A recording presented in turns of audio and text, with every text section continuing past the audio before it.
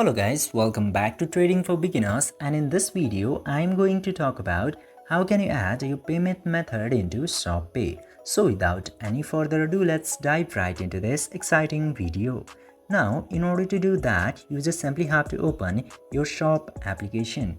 And after opening the ShopPay or Shop application, you will get to see a bunch of options. Among them, you just simply have to choose your profile picture icon into the top right corner. And after tapping into there, you will directly get to see this option of payment method.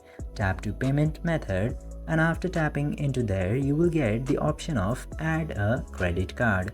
Tap to that button, and after that you just simply have to enter all of your card details and billing address details. Just simply add your card number at first, and then expiry date, month and year, and after that CVV of that card and the official name which is registered into that card.